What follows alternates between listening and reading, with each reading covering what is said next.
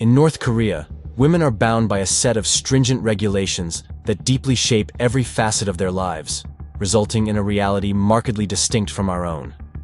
These regulations not only govern their daily activities, but also mirror the values and ideologies of this unique society, encompassing everything from regulated dress codes to predefined roles within the family. Come with us as we delve into 10 of the strict rules that North Korean women must follow. Number 10. Access to education. While the North Korean government claims to provide universal and equal education for all, the reality is often different, especially for women. Educational opportunities for North Korean women are influenced by the state's ideology and societal norms that prioritize traditional gender roles. Women in North Korea do have access to basic education, and literacy rates are high.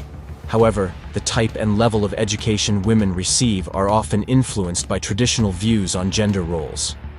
There are significant disparities in the subjects taught and the encouragement given to pursue higher education or specialized fields.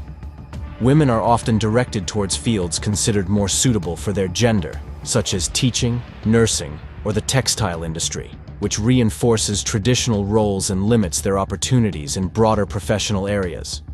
Furthermore, the curriculum is heavily influenced by state propaganda, focusing on the glorification of the ruling Kim family and socialist ideals. Number 9. Beauty and cosmetic standards.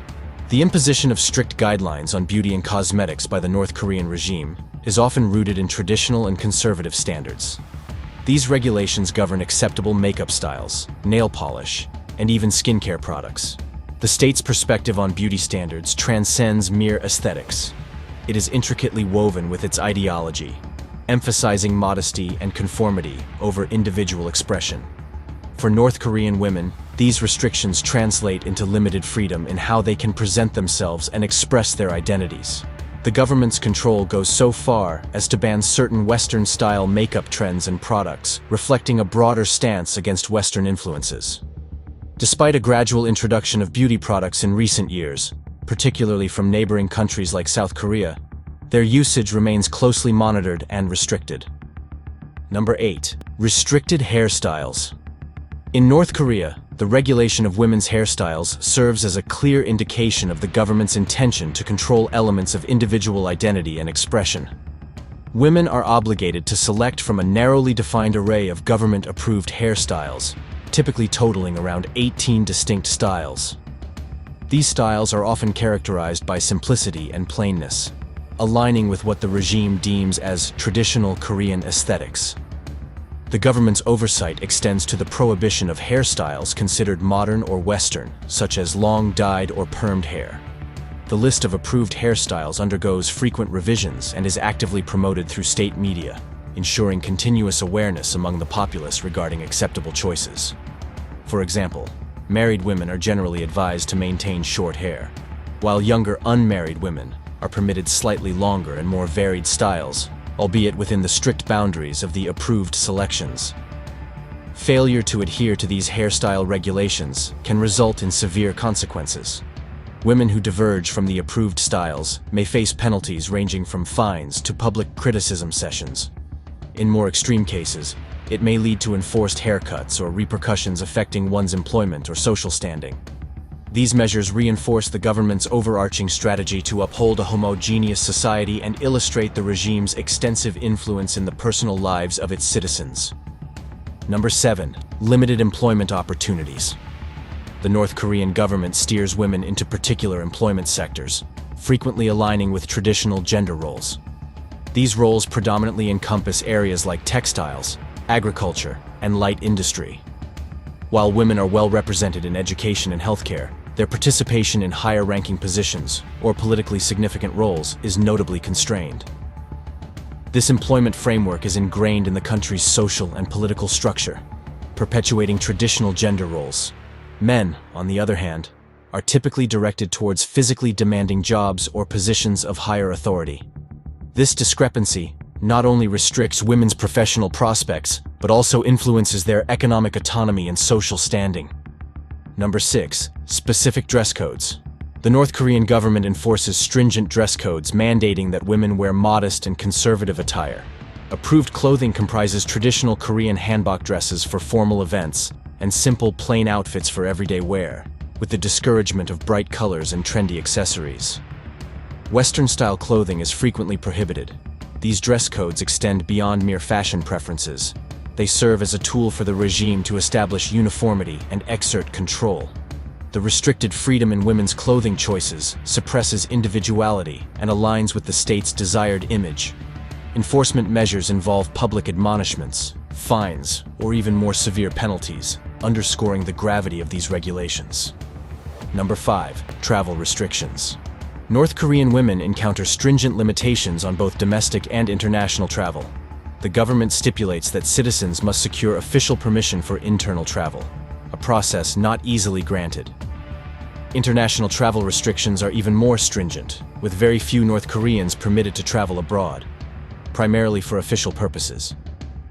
These limitations on women's movement are often linked to the government's aim to regulate their activities and deter exposure to external influences. This curtailment of mobility affects various aspects of women's lives, from personal freedom and access to diverse employment opportunities, to the capacity to engage with different cultures and ideas. Furthermore, it profoundly impacts family life, preventing women from visiting family members residing in various parts of the country. Number 4. Participation in government rallies and events. In North Korea, citizens are obligated to participate in numerous government-organized rallies, parades, and mass events. These gatherings often serve to demonstrate loyalty to the regime and its leaders, as well as to reinforce state propaganda. Women, in particular, are expected to actively participate, not only as attendees, but also in roles that showcase the regime's ideal view of femininity and nationalism.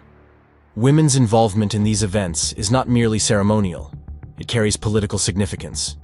It is common to witness women in traditional Korean dresses performing choreographed dances or songs, intended to symbolize national unity and loyalty. Participation in these events is compulsory, and a failure to attend or show enthusiasm can result in repercussions, affecting one's social standing and even leading to punishment. These government-organized events serve multiple purposes. They reinforce the regime's ideology, ensure collective participation in state activities, and function as tools for surveillance and control over the population. For women, this entails an additional layer of obligation to conform to state expectations, both in appearance and conduct. Number 3. Motherhood and child-rearing responsibilities. In the context of North Korean society, women are anticipated to bear and nurture children, frequently amidst challenging circumstances. The state actively advocates the notion of motherhood as a crucial contribution to the nation, aligning it with women's patriotic duty. This emphasis on motherhood brings with it expectations for women to prioritize family and household responsibilities over personal or professional aspirations. The process of child-rearing in North Korea typically involves imparting robust nationalistic and ideological values from an early age, aligning with state doctrines. While the government does offer certain support mechanisms for mothers, such as maternity leave and childcare facilities, these provisions are often limited and exhibit variations in quality. The substantial responsibilities associated with motherhood, coupled with constrained resources and support, can exert a notable impact on the lives of women. These responsibilities frequently curtail their ability to fully engage in public and professional spheres. The state's endorsement of traditional family roles serves to reinforce gender stereotypes and influences the overall status and opportunities accessible to women within North Korean society. Number 2. Marriage and family expectations. In the realm of North Korean culture, there exists an expectation for women to adhere to traditional values in their roles as wives and mothers. Marriage is commonly perceived not merely as a personal choice, but rather as a duty towards family and society. Women are anticipated to prioritize family responsibilities, encompassing child-rearing and household management. The state also wields influence over marriage and family life. The government actively advocates for early marriage and childbirth, deeming it advantageous for social stability and population growth. Furthermore, societal expectations dictate that women marry men from the same social class, with arranged marriages still prevalent in certain regions of the country. These expectations concerning marriage and family life significantly impact the choices and freedoms of North Korean women. They encounter societal pressure to conform to traditional roles, potentially limiting their opportunities for personal and professional development. Additionally, the emphasis on preserving a specific social order through marriage can impede individual choice and reinforce existing social hierarchies. Number 1. Media and information restrictions. North Korean women, alongside all citizens, confront stringent limitations in accessing external media and information. The government rigorously regulates various forms of media, encompassing television, radio, and the internet, ensuring that only content aligning with the government's ideology and policies is made available. These restrictions have a profound impact on women, curtailing their exposure to alternative perspectives on gender roles, women's rights, and lifestyles that differ from those dictated by the state. The absence of access to global media and information networks results in North Korean women being cut off from international advancements in women's empowerment and gender equality. The state's grip on information is employed to bolster traditional gender roles and uphold the existing state of affairs, inhibiting women from questioning their designated roles or aspiring for change. This control also functions as a mechanism to ward off the influence of foreign cultures and ideas, perceived by the government as a threat to its authority.